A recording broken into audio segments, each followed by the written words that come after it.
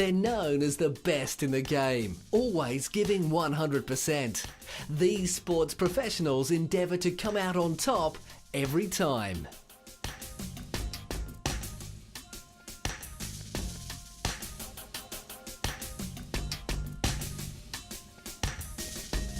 It isn't something that just affected somebody on the fringe. This is something that affected me personally. So it's been 10 years since I was diagnosed, and you think, you know what? 10 years ago, I probably thought that we wouldn't be talking about this now, but we still are.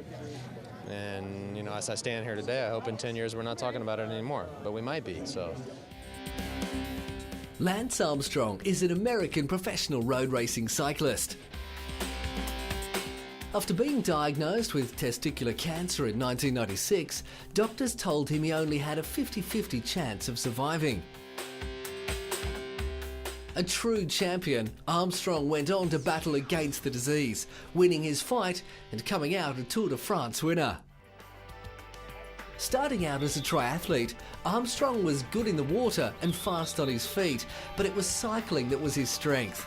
This in turn led to the decision to concentrate on cycling competitions.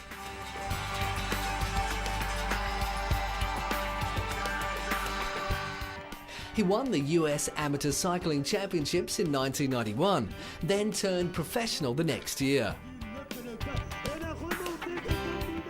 Since then, even with the setback of cancer, Armstrong has gone on to win many competitions and awards, even going on to beat the record of 5 consecutive wins by Spanish cyclists Miguel Indurain in the Tour de France.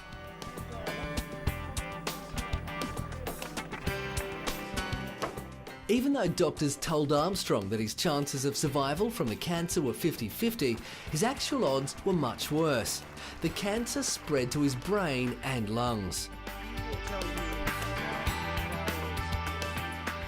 He underwent brain and testicular surgery, as well as receiving high-dose chemotherapy, eventually recovering.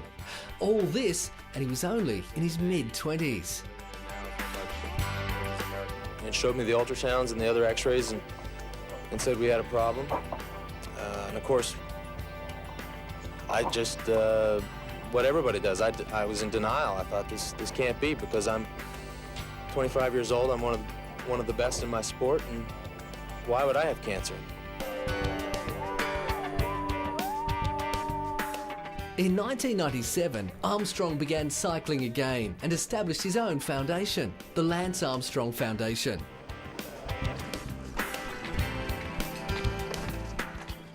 This provides education and support for cancer patients, while also funding cancer research. This all provided great motivation for Armstrong. Had they said the whole time, well, it's not so good, it's going bad, then my motivation wouldn't have been as much. In 1999, Armstrong went on to qualify for cycling's most prestigious race, the Tour de France. This grueling race covers a distance of over 3,500 kilometres. As a huge one-lap race around all of France and neighbouring countries, it's broken into 21 stages, spread over 23 days. The race's flat stages eventually give way to steep mountains, which separate the winner from the rest. Armstrong won the Tour de France 7 consecutive times, from 1999 through to 2005, a feat that is yet to be passed, and ending a career that he loved. I'm not in this for money, I'm not in this for notoriety, I'm not in this for fame, I'm in it because I love it. And the day that I don't love it, I'm going to go away and I'm going to be a retired athlete that spends time at home with his family and plays golf. Since retiring from racing in 2005, Armstrong has been focusing on his foundation, along with being one of the founders of Athletes for Hope. His amazing career has seen many milestones and sporting accolades, proving you can overcome anything and come out a winner.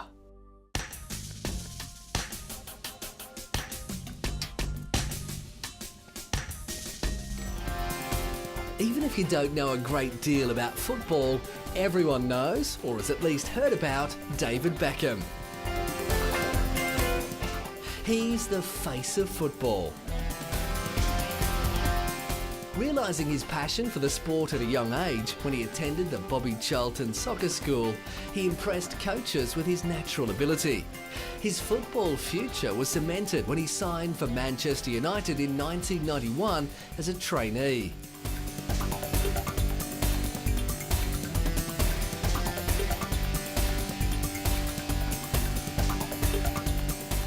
He fulfilled a dream when he made his Premier League debut with Manchester United in 1995 against Leeds United. During the 1996-97 season, Beckham was rewarded the goal of the season for his audacious score from the halfway line. The Professional Footballers Association Young Player of the Year is now just as famous for his brilliant fashion sense, passion for body art and constant, sometimes outrageous change in hairstyles as he is for his football style.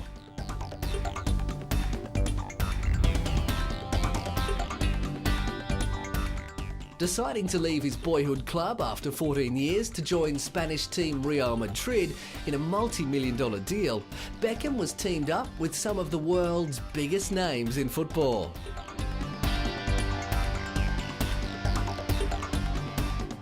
As runner-up in both the European and World Player of the Year awards, Beckham is regarded as one of the world's premier footballers and a hero to fans around the globe, with many of them just dying to catch a glimpse of their favourite sports star in action.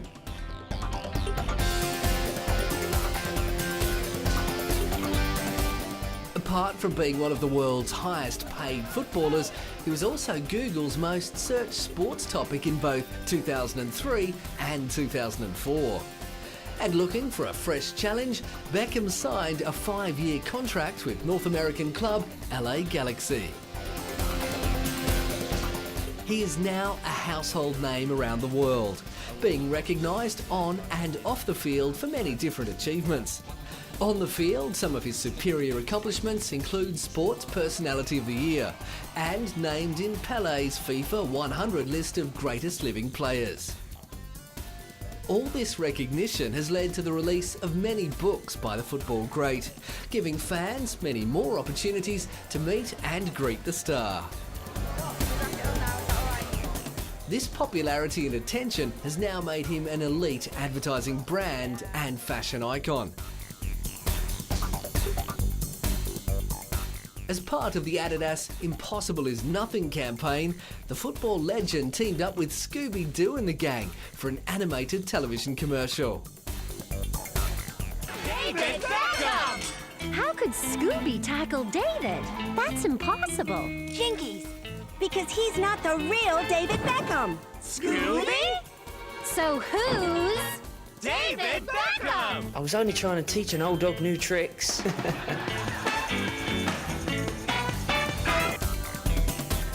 As a powerful marketing tool, David has lent his image to many brands, including the Gillette Razor Corporation, and signed a 3-year deal as a global ambassador for Motorola.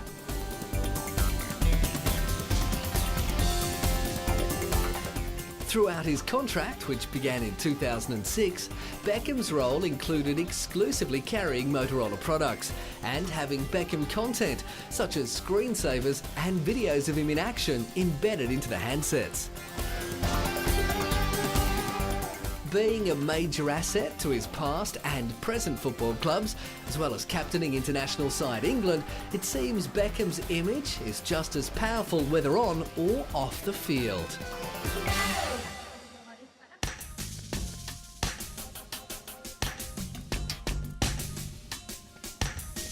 Winning Wimbledon at 17, that was probably my biggest achievement because it came at such a young age and also at a time where I never really thought I was ready physically and mentally to win my first Grand Slam. And you know, and also all the things that came with it. You know, it took so long to realize, and it was always a dream of mine ever since I came and played Wimbledon since I was a junior. Maria Sharapova, a Russian professional tennis player who's already had the #1 ranking, was the first Russian woman to win the Wimbledon title, defeating Serena Williams in 2004, and was only 17 years old when she accomplished it. As of April 2008, she was the 3rd ranked female player in the world and the top ranked Russian female player.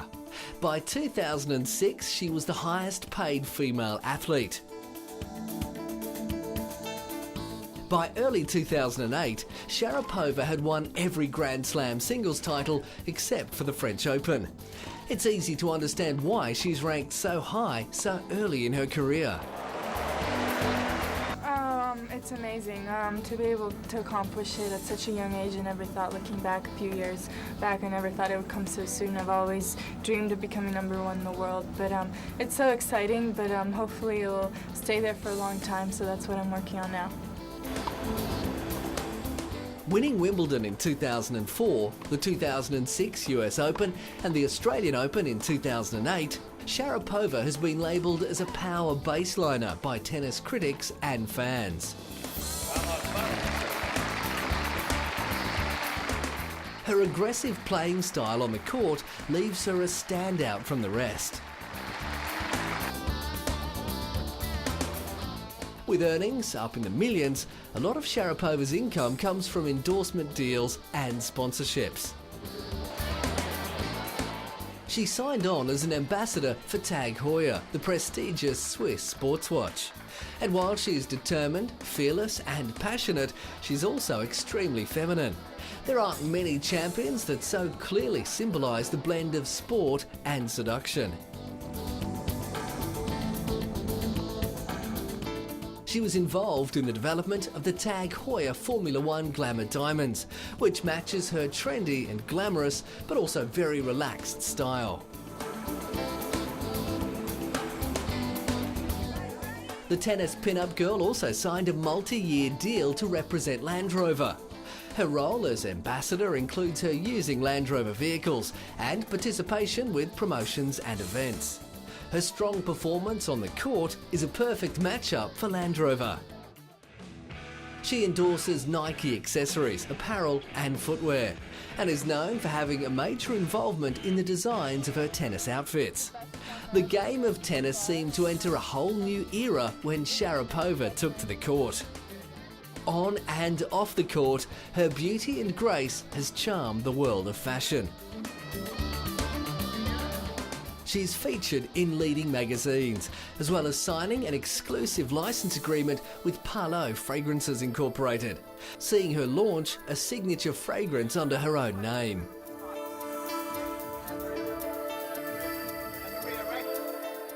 Her many magazine appearances have also seen her popularity boost. Sharapova posed in a 6-page bikini photoshoot spread in the 2006 Sports Illustrated swimsuit issue. She's now joined the long line of other professional athletes to have appeared in the magazine. Sharapova's powerful image on the court has opened up many doors for this young star. Whether it's in the field of fashion, as a pin-up girl, or the face of women's tennis, Sharapova has worked her way to the top and looks set to stay there.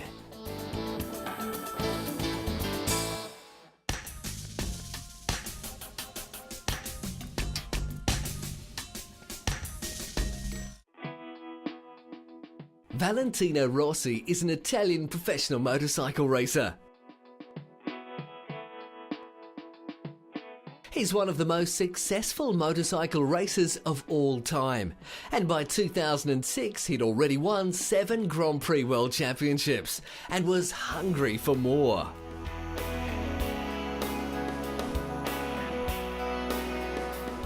Barely legal to drive, Rossi began his racing career in 1996 for Aprilia in the 125cc category.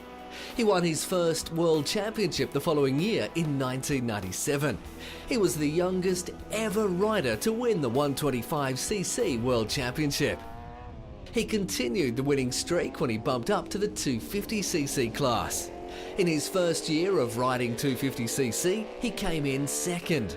By 1999, he was the world champion, once again with Aprilia. Rossi's success came a lot from the influence of his father, also a former Grand Prix winner, who encouraged him from an early age when he began showing an interest in go-karts, which then progressed to mini-motos.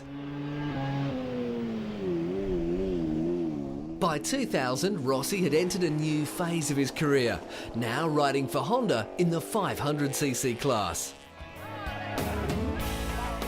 With the 500cc championships giving way to the newly created MotoGP, Rossi became the last ever 500cc world champion in 2001.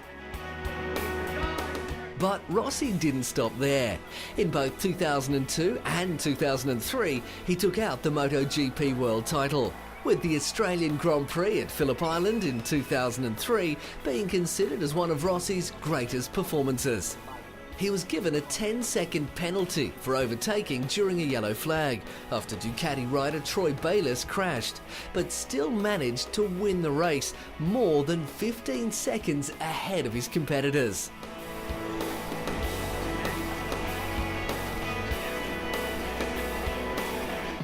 Rossi made history when he left Honda to move across to Yamaha. He won again in 2004 and 2005 and created history when he became the first rider to win back-to-back Premier Class races for different manufacturers.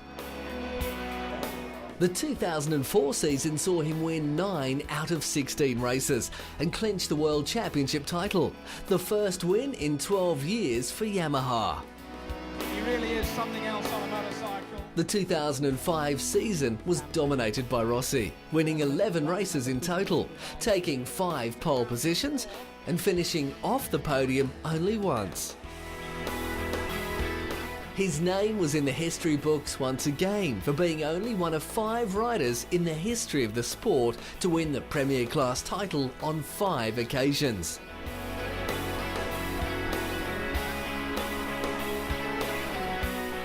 Yamaha's 50th anniversary was celebrated in style, with Rossi helping them to win the manufacturers and team titles. One of their best ever years in the Grand Prix. Being a very superstitious man and prior to riding, Rossi will perform his pre-ride rituals.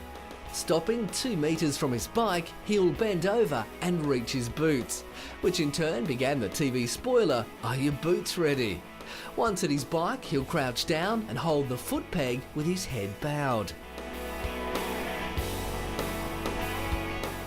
It's hard to know whether his pre-ride rituals have helped him to become one of the most successful and talented riders in the history of the sport, or whether he's just a natural.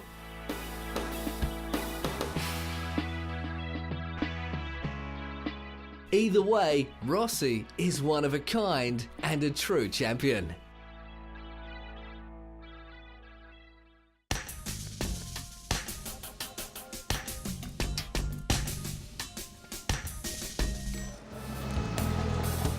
Spanish Formula One racing car driver Fernando Alonso is already a 2-time world champion and is one of the youngest Formula One drivers to have accomplished this.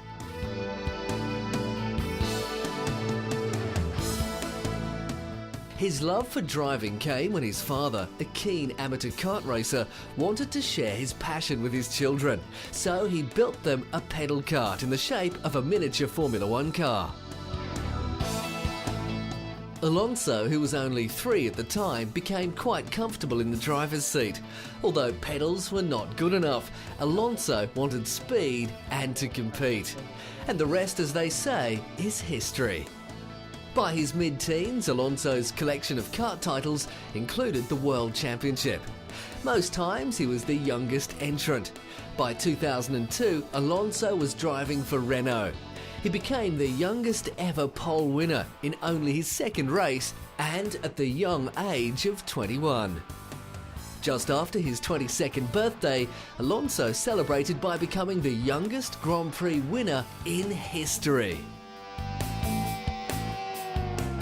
His driving style is smooth and is marked by the intelligence of both his technical approach and dealing with traffic and competitors.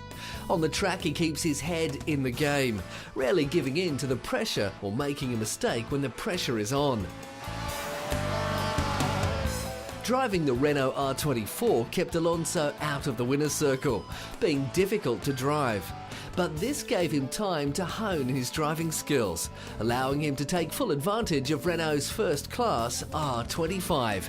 It was in this Formula One car that Alonso would shine. From the beginning of 2005, Alonso was the man to beat. Out of 21 races, he scored points in all but 2, finished in the top 3 14 times and came in first place 7 times. Alonso secured a second championship for himself and Renault in a battle against Michael Schumacher. At the end of 2006, Alonso was in search of a new challenge and moved to the McLaren team. There he found himself up against some fresh talent, Lewis Hamilton. After one season with the McLaren team, Alonso came in 3rd position.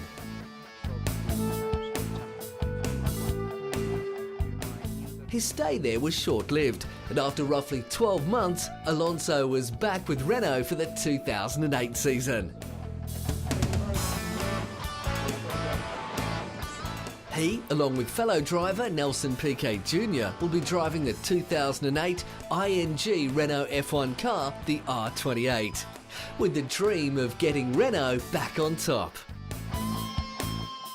But it seems with the popularity of Alonso, he's pretty much free to pick and choose which team he wants to represent, while along the way encouraging many others to get involved and follow their dream.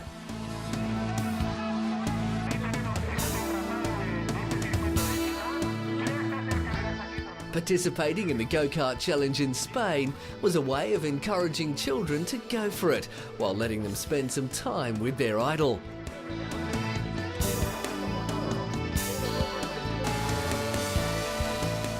Still at the peak of his powers, Alonso's focus never wavers in the intensity of a battle.